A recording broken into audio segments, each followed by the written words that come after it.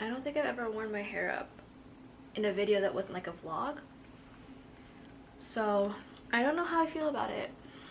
Like, I don't think I look bad, but then like I look at it in a camera and I'm like, ooh, girl looks like she could be like George Washington's cousin or something. Not really, but she'd be sporting the George Washington look. So let me just kind of rough this up a little bit more so there's like a little bit more of a face framing element. Hey everyone, it's Teresa. Welcome back to my channel. Today's video is going to be me talking about the books that I have read from May to July. You guys are probably been thinking, where have these been all this summer? I've been in a slump. Within this span of like the like past 3 months, I've read a total of 1, 2, 3, 4, 5, 6, 7 books. It was an all-time low for me. And I'm still slowly getting out of the slump, but not at the pace that I thought I was going to be at. So I'm just going to work from July backwards and we can go from there. Let's get into this video. I only have 7 books to talk about, one of which I finished last night. So the book that I just finished like last night at midnight is 1,000 Recipes for Revenge by Beth Cato. This was an arc. I'm also behind on my arcs. Not by a ton, but enough for me to stare at it like, please to God. This is an adult high fantasy, kind of set in like a fake France, because all high fantasies have to be set in a weird France. I've noticed there's a lot of like weird French books that I've read that are like high fantasies that are set in France, which I don't know what that means about France, but that just means I would like to have a high fantasy set in a fake France where they just burn everything down with revolutions every 5 minutes.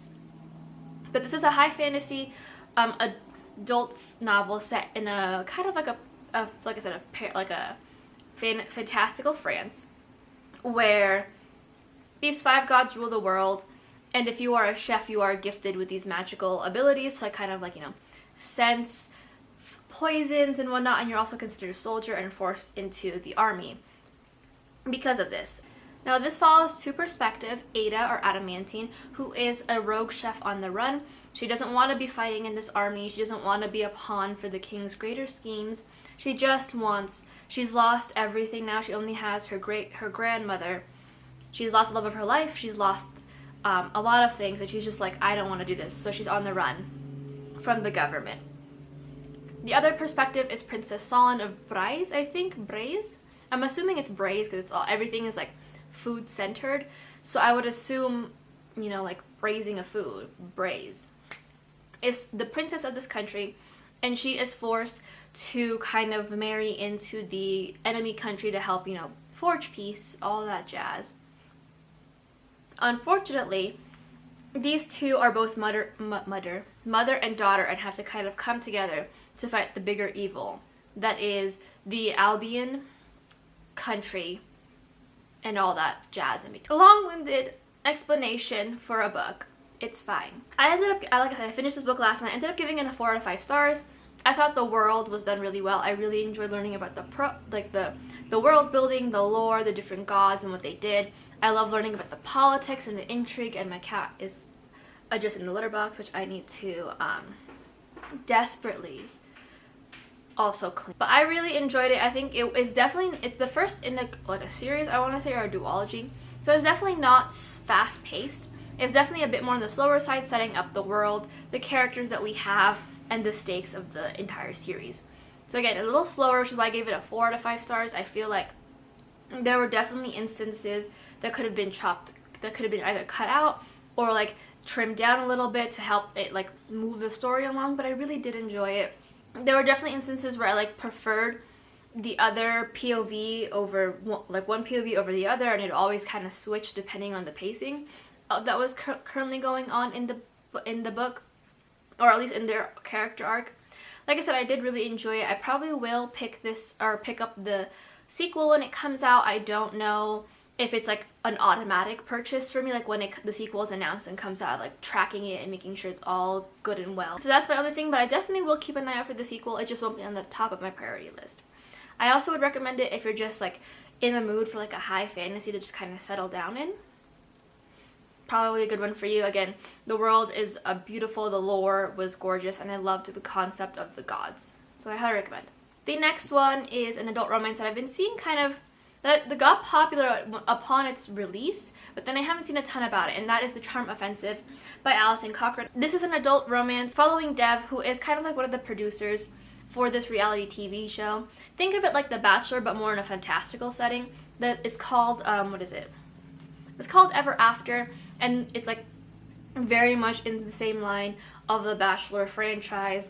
Very manipulated, very like over the top dramatic, but instead of roses you give them crowns, so like the princess or the prince. Now this Prince Charming, Charles or Charlie, has a lot of his issues on his own, and he actually just kind of joined the show in order to help his own PR image. And as you can tell by the cover, something starts going on. I ended up giving this a 5 out of 5 stars. I really did enjoy it. Definitely a bit more on the slower aspect of a romance novel. I think it's also, I want to say, like a little thicker too, or about the same. But it's definitely slower in a romance aspect, because we are kind of just building up the world that they're living in, which is this very like highly produced, highly edited, highly manipulated reality TV show, and the motives for everyone is very different. Charlie is like only here really for PR, but the girls are here for love, and he has his own kind of mix up things, whereas Dev is very much like believing in the show. He believes the show can find people love and give people their happy endings, something that he wants himself. Like I said, I give it a 5 out of 5 stars. I did really enjoy this book, despite like me talking about how slow it is. I love the slow burn romance. I love the fake dating trope. I love the queerness of it all, and I just loved even like the individual girls that we got like on the TV show, and like just their very soft they're like not even soft, they're differing personalities. I love the very inside look to the background of like a reality TV show. It was very fun, very flirty. I really enjoyed it, and I recommend it if you're in a good mood for like just a nice romance about a trashy reality TV show. I'm a sucker for trashy reality TV shows, especially ones about dating. The next book is another queer romance, because I was looking through like the books that I have read over the year, and I was like, I have not read a ton of queer romances yet. And that is Honey Girl by Morgan Rogers. This blew up, I think, in 2019 and like early 2020, I want to say. This is a high fantasy. This is an adult romance following young Grace Porter, who has just graduated from her PhD in astronomy, right? Yes. I always confuse astronomy with astrology. She's worked for this for the past like 10 or so years, and really like she's graduated, and she expected, much like a lot of us graduates do, to have a job lined up, to have everything kind of click into place once we graduate. But instead she is left kind of feeling super lost, super just not in the right headspace, and just very much like trying to push forward with trying to get her goals to come true. That is, one day she goes to Vegas for like, I think a celebration of her graduation of sorts, and wakes up married. Now super burnt out and unsure really what she should be doing, she ends up flying to New York, where her wife is currently, and the two of them kind of share a fun little romance and kind of like learn more about each other through falling in love with each other. Yes, I gave this a 5 out of 5 stars. Definitely a new favorite of mine. I knew I was gonna love it because everyone I know that has read it has loved it.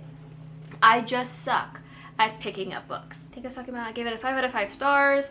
I really enjoyed this book. It's a very quick and easy read, which I needed as, you know, slumping. From all the things that I've heard about this book, everyone talked about the romance, how cute it was, the fact that they got married in Vegas. No one really went in depth about the concept of burnout and how deep this book goes into talking about burnout. So for those of y'all who didn't do that, thanks a lot. I am pretty burnt out with a lot of things in my life that have happened recently. As you guys know, I was writing a novel, got very burnt out, and I haven't been able to really like steadily get back into writing since then. So this was great discussions, crying into a book like 10 minutes in about burnout. But I did really love this book. Again, it's a very quick and easy read. Definitely touches more, I think, on like the female friendships, the burnout, more so than the romance. While the romance does play like a really big part in it, I think the cornerstone and like the most attractive part of this book to me was the female friendships and how much they just loved each other so much. It was very much like, you are my people, you are going to be my people forever, and I will take care of you for the rest of my life.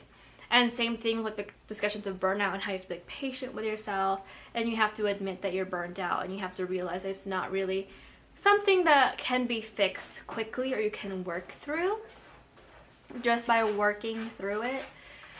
But I really enjoyed it. The romance also was very cute, and it's just a good read, and I cannot wait to see what else Morgan Rogers has cooked up in that brain of theirs, if there is a book that has been released recently.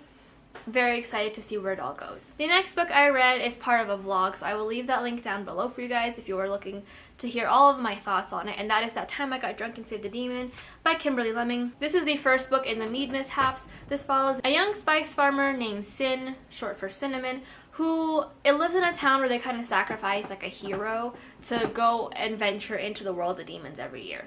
She does not want that. She wants to stay at home and be a spice farmer for the rest of her days.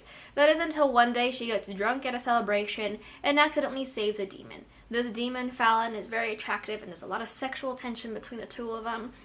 And they end up going on an adventure to save all of demonkind from the goddess.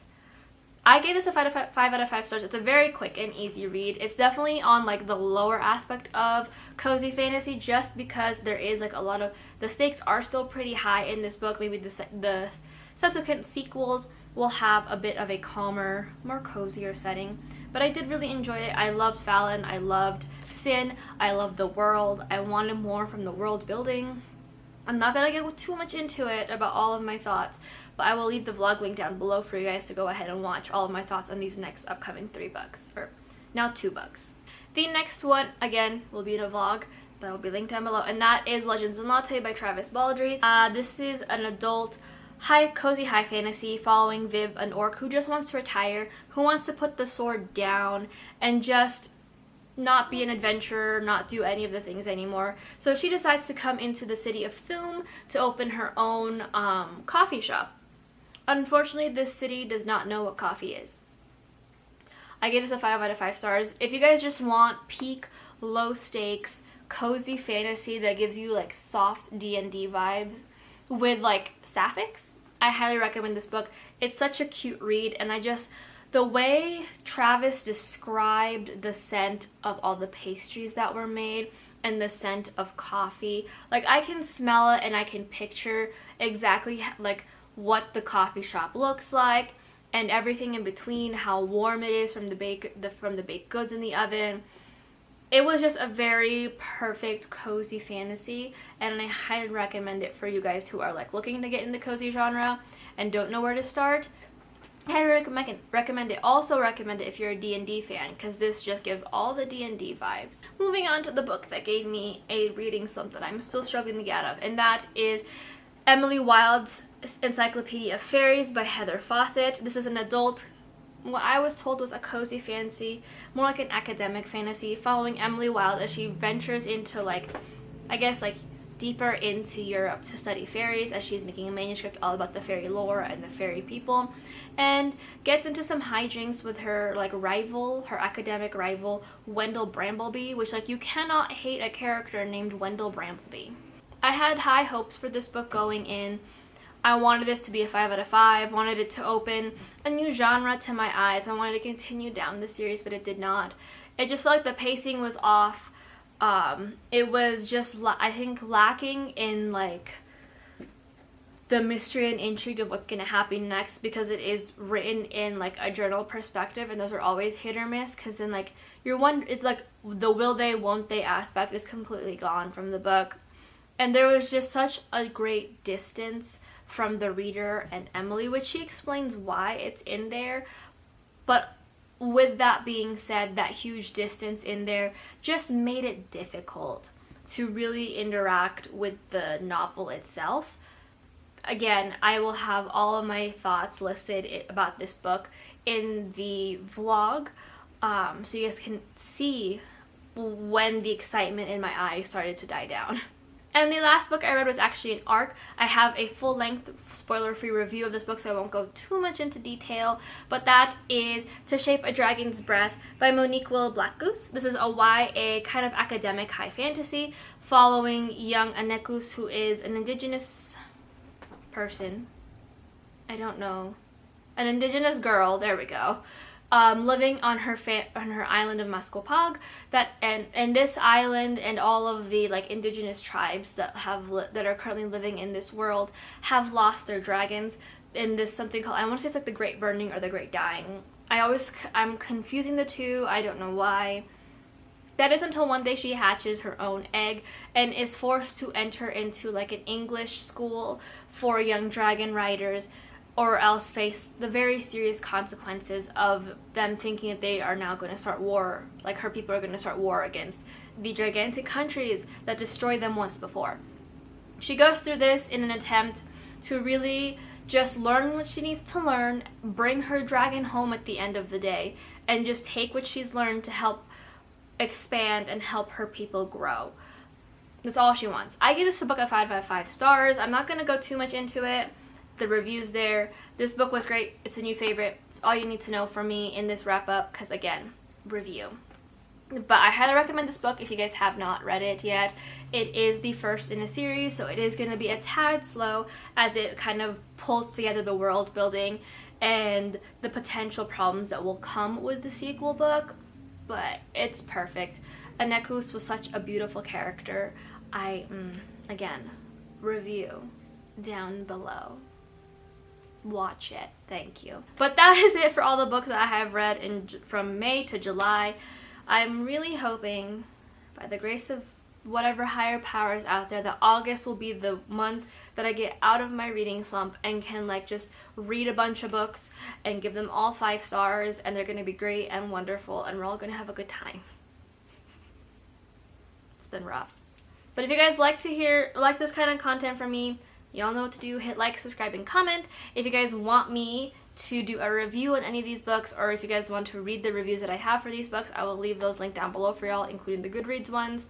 If you guys have any suggestions for books you want to see from me, or books from videos you want to see from me, comments as well. But until next time, hope you guys are staying safe, and I'll talk to you guys in my next video. Bye.